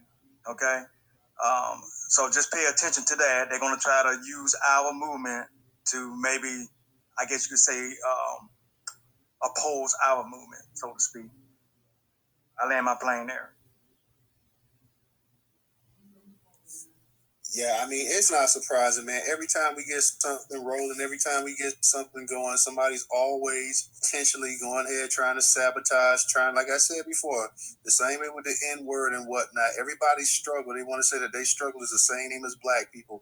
And you know who fault that is for allowing this for all these years, for not checking people, putting them in their place, letting them know? It's our fault. We sat up here with this nonsense, and we sat up there and we said that if it was a white kid coming down the street and this white dude had swag, as they say right now, whatever, he talked slang and this and that, he dated black women and all this other crap. We talk about how how cool he was half black and he was white chocolate and he was all this other dumb stuff that we set up there and went along with. Like, we glorified this dude because he actually dated black women. Like, he was better than oh yeah, you know, he loved the sisters. He loved the sisters. We sat up here. We allowed Puerto Ricans in New York to sit up here and say, nigga this, nigga that, nigga this, nigga that, in songs and whatnot. Oh yeah, we from the same project. We from the same ghetto. We from the same. We allowed stuff. We allowed all of this stuff to go on, and now that it's been got out of control, we sitting up here and we got this woe is me type attitude. So yeah, I expect all these people, because we've let them leech on for so long, that they feel like they should be able to leech on to this reparation thing. And now that they can't, they're gonna be pissed. Well, what happened? We're all minorities in this country. We all struggle. My family came over here with just a shirt on their back. They built the railroads. Your family didn't build no damn railroads, bro. Your family built some of the railroads out west. The ones in the East Coast and the North, Midwest was already built by black people. So stop with the nonsense. Y'all didn't build anything. Y'all came to a country that was already one of the richest countries in the world for the labor of black people. I'm trying to think who next. Melanated. I think Melanated, Original, and Ray, I believe you next. If I missed the order, y'all, I apologize. But go ahead, Melanated. Blessings. I'm gonna be real quick. I know the article. I think I know the article the brother was talking about. But if you read between the lines, that the white woman was saying that she was a foundational man. She was saying that in the sense, if you read the whole thing, she said, "I was here before all these immigrants," meaning that Joe Biden, the political, Trump supporter. Like, I'm not saying that I'm against him because he did more for us than this crime be a joke. But either way, in that article, she was just saying, "I was here before all the immigrants, the Ukrainians, the Mexicans, the Afghan. I was here before." So that's what the context she was using that. But I do, definitely understand how they'll possibly use the avenue to say, "Well, hey, I need some reparations too," and I land there. She's a damn immigrant, though.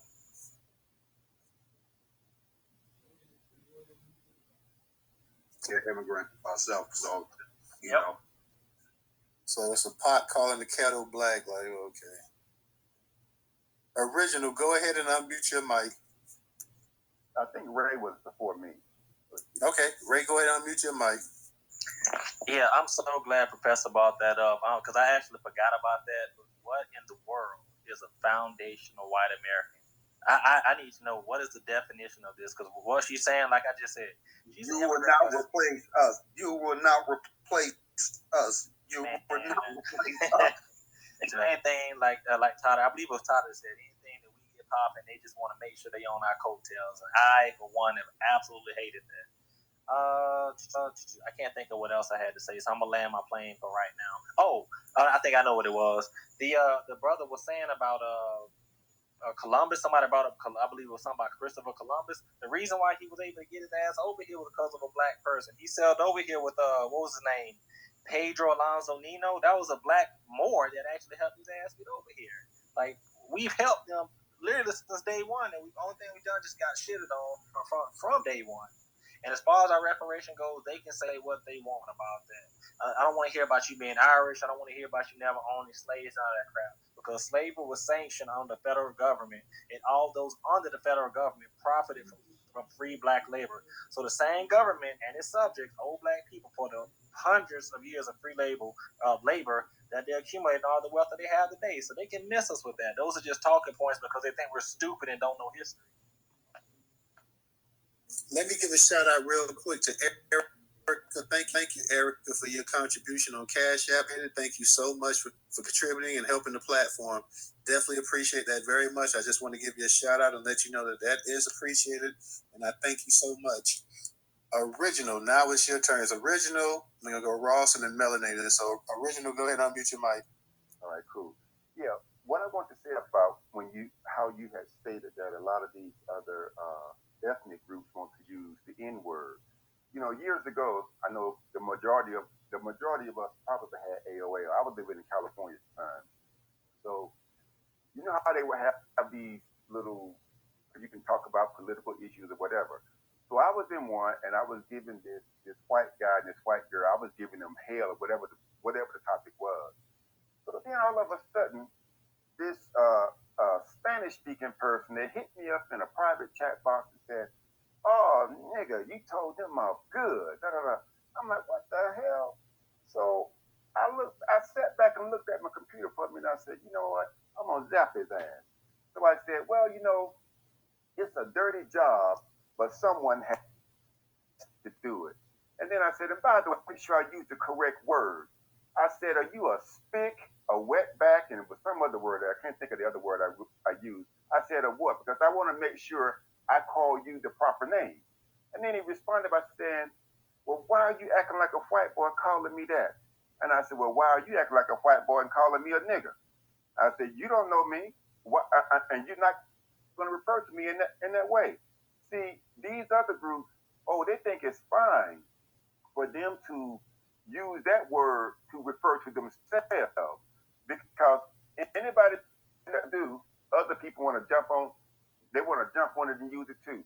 But what I started doing, if I hear somebody do that, I find out what the pejorative word is for them, and I use that word on them. I say, and if they get upset, oh, so be it, because I'm not going to allow you to dehumanize me and think it's okay.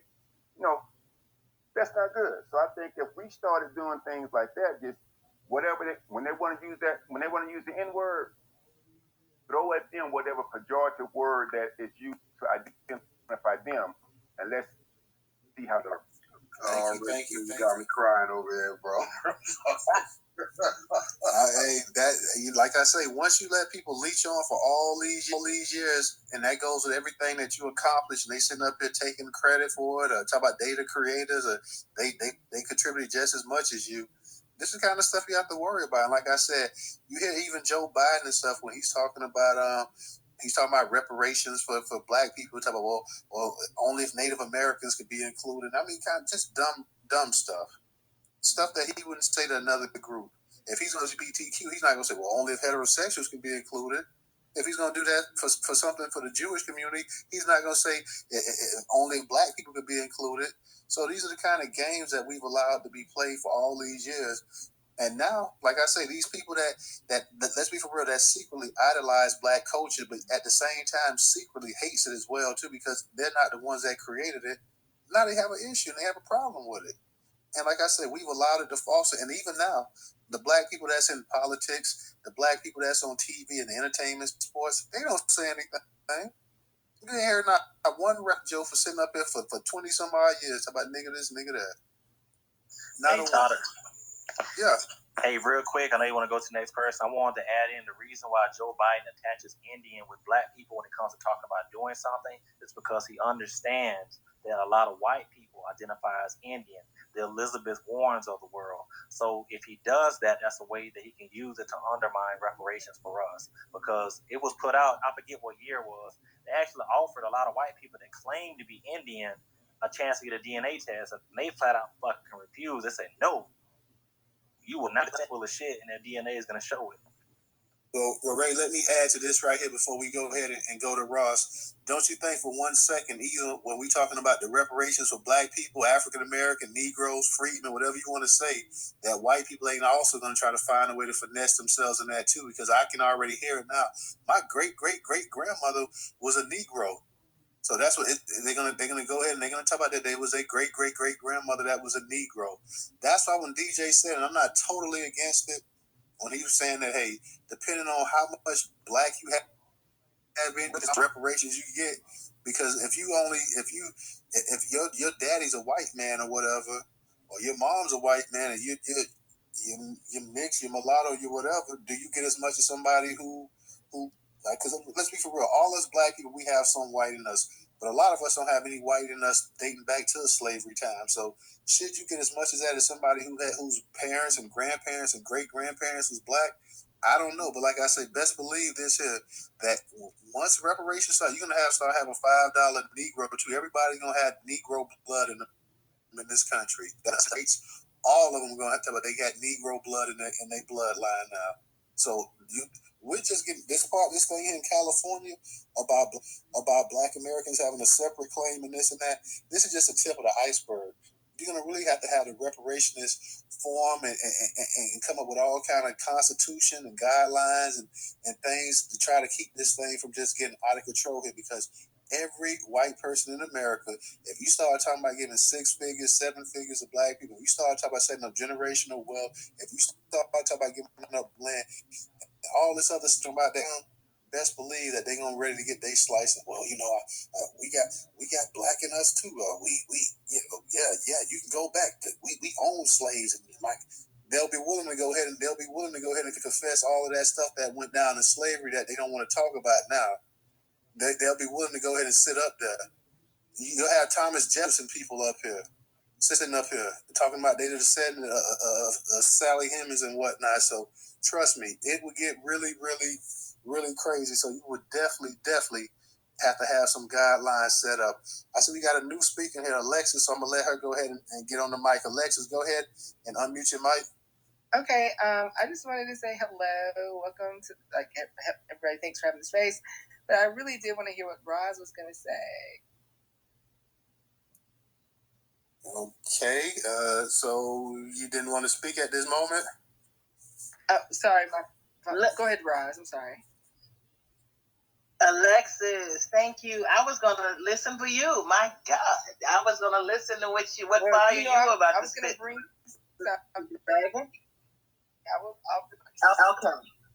I was going to wait for Alexis, but since she let me handle this, let me just say, Dr. Darity has a book called From Here to Equality. In that book, you cannot say, okay, I have an ancestor who was enslaved, but you and your mom and dad and granddad and everybody else has been saying that they're white and getting the privilege of white benefits. So that's something it's in the scholarship of the information, and that's one of the things I want to do. Learn where to go. I'm not saying you got to take my word. Dr. Darity is an economist. He's been studying the Friedman economics for 34 years. He's a graduate of MIT, which is the Massachusetts Institute of Technology, and economics. Now, I hear people oftentimes quoting Dr. Claude Anderson. Love the brother. He's in my area in the DMV. However, he's a doctor of education. And no disrespect, because I'm an educator. But he's not an economist.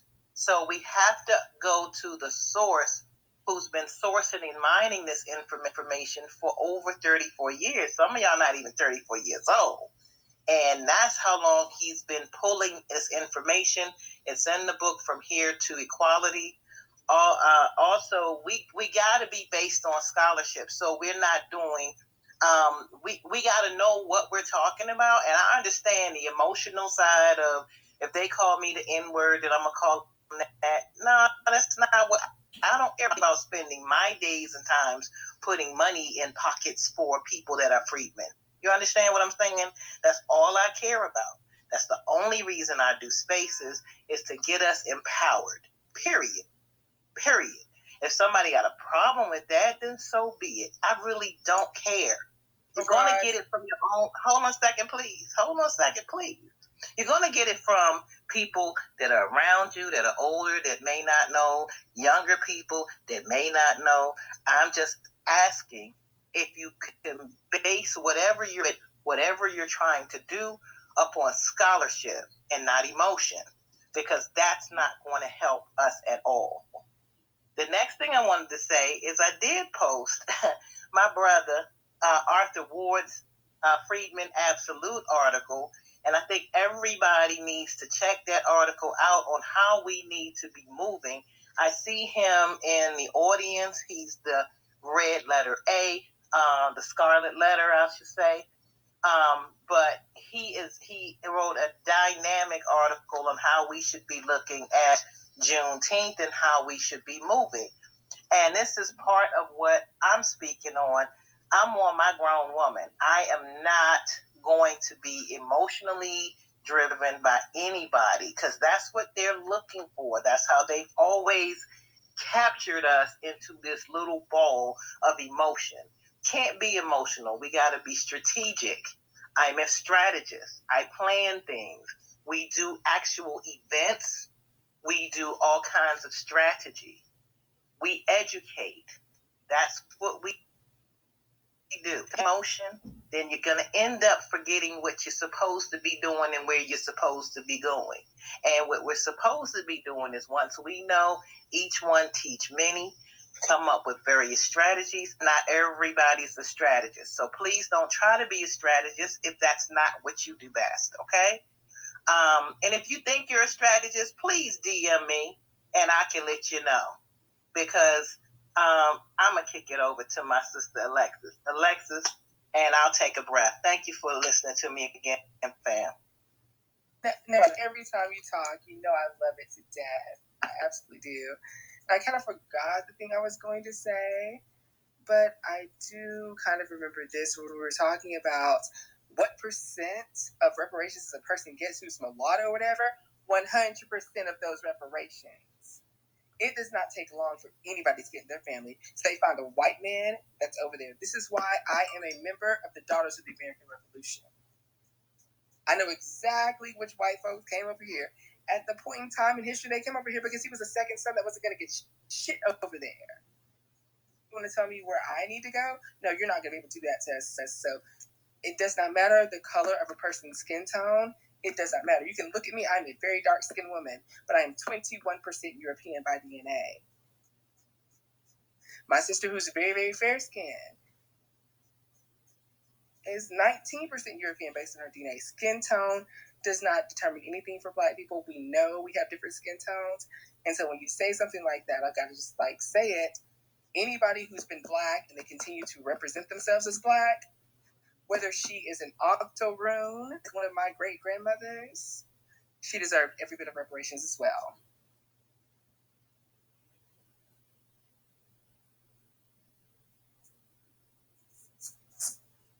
Alrighty, who's next? Melanated? I believe it's melanated. Blessings again, and it took a turn in the direction that I've been thinking the whole time, pivoting towards interracial dating. I'm not gonna. I just gotta say it. I'm gonna be honest, sister. You kind of proud of being that 21%. No one's gonna question you. You're very melanated. No, I'm not. I'm not no one's gonna question you about that, at all. Sir, I'm not proud of it. I'm just telling you a fact of my existence. But no one's gonna question you about that, though. It ain't like you possibly compare. You're a sister. All right. Exactly. So yes, don't make it about that. Okay. Real talk. 100%.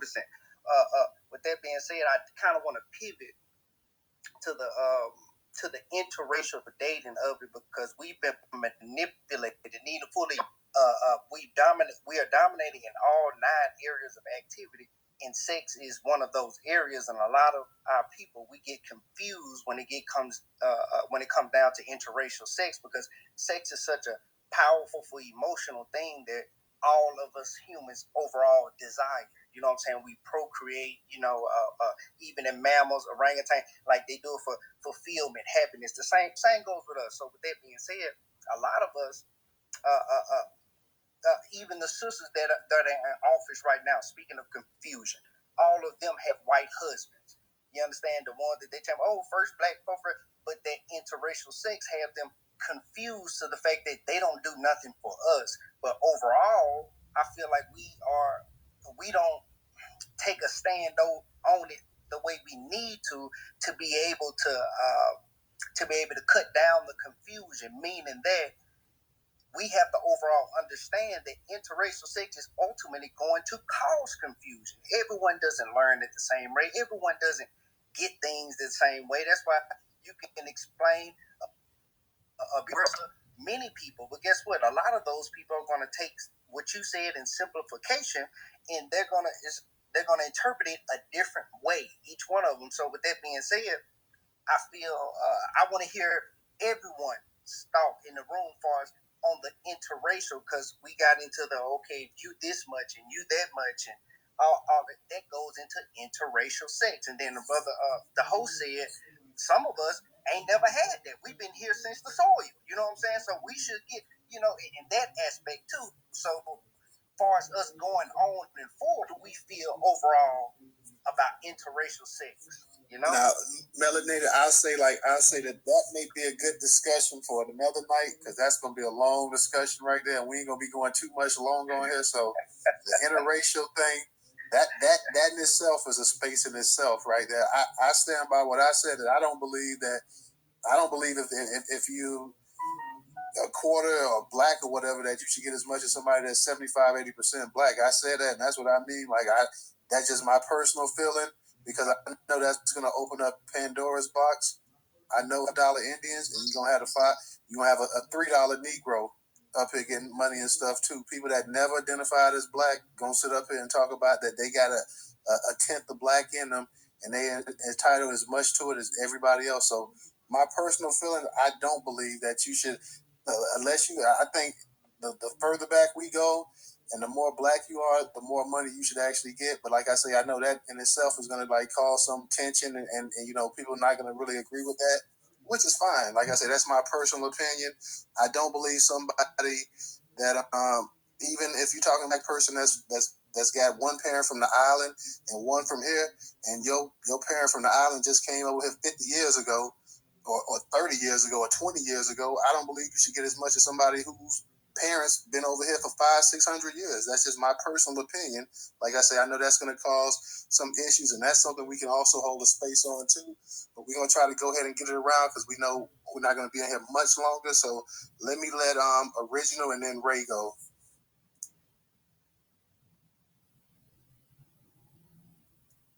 Original, you there? Okay, can you hear me now? Yeah, I can hear you. Yeah, what I was going to say is that I think people need to look at also. 60 Minutes had an expose several years ago about these DNA tests, and they had people what they used. It was 3 DNA companies, and each sample of blood they submitted, they got 3 different results. So these DNA tests, they're not really accurate. And I found an article several years ago whereby they stated that people who conducted these DNA tests, they were saying your DNA for other things that you didn't know. And you have to read the fine print if you're going to submit your DNA to someone. So I just want to say that one thing I want to comment on what Brother Ray said. When he talked about these $5 Indians. You can find this if you, I think within 2009, LA Times conducted an expose, and this is the title of the expose: Claiming to be Cherokee with white ancestry. So basically, what you had are these $5 Indians, these white folks claiming to be Indians, and they were getting these multi-million-dollar contracts from the government, pulling in all this money. Meanwhile, freedmen were not getting a damn thing.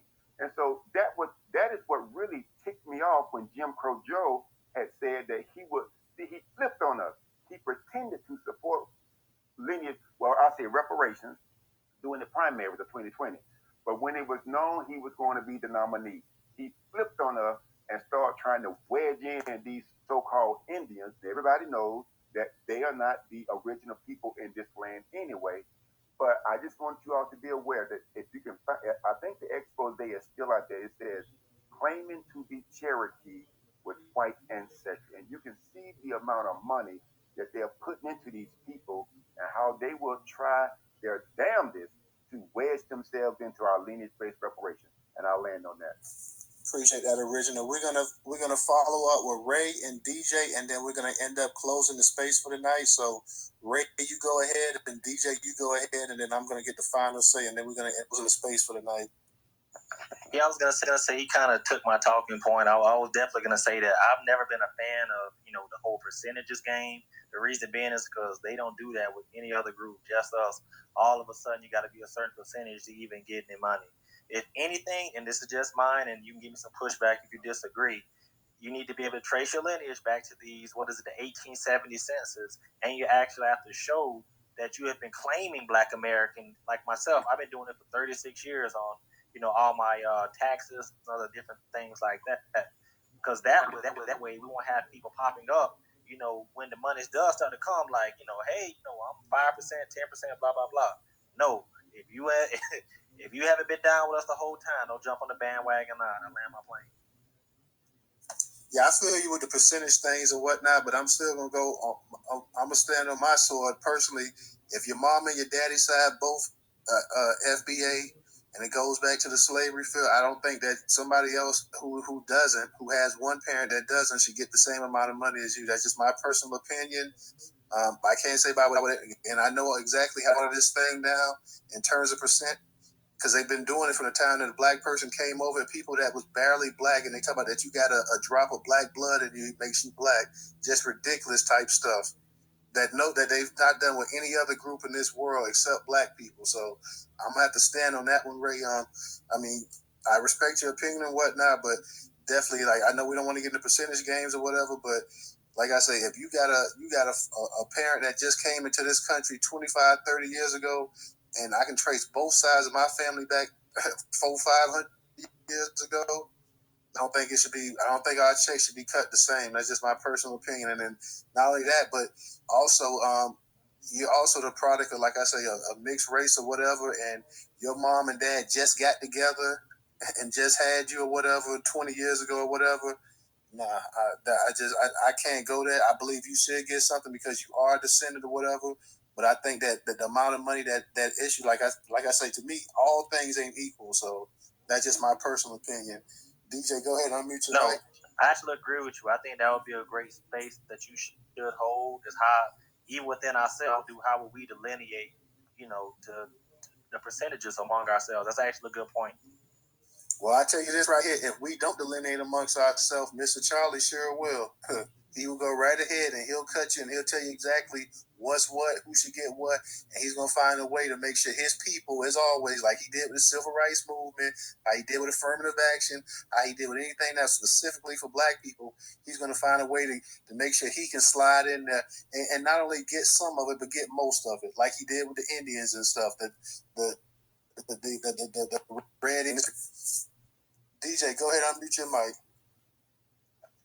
Yeah, I guess just to piggyback off of y'all,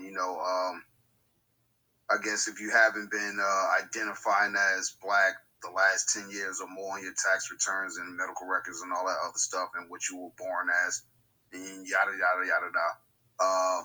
I don't think, I agree, 100% that, I don't think they should get nowhere near what somebody who is actually foundational ADOS. But obviously, if you have a parent and that can go back a couple generations, I suppose, I guess that got to be worth something. You feel what I'm saying?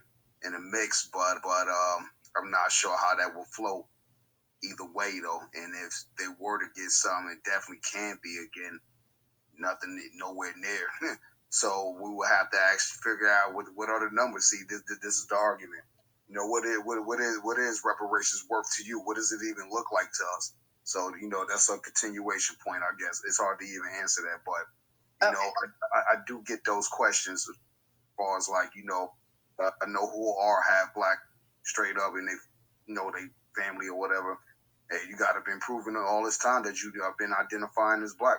So, and a lot of these, folks will say immigrants, they understand, trust me, who they are and who we are. They know the difference, though, but you got these Talib Kweli's out here and these Brandons, a.k.a. Pan-African that Strikes Back, who's a chump, you know what I mean? Talk loud and proud, but you'll get smacked over here on the East Coast, bro. Surprised the West homies ain't really wanted to press you. I just know because Sister Nordos was there talking her shit, you know what I mean? But the niggas wanted to press you, bro, on some real shit, you know what I mean? But at the end of the day, you can't let these folks intervene into our reparations claim on some real shit, because at the end of the day, you already got our folks with the Pan-African barrel. That right there is going to lessen the checkup. We got to get our folks off the Pan-African barrel. You know what I mean? Okay, that's the real shit. You know what I mean?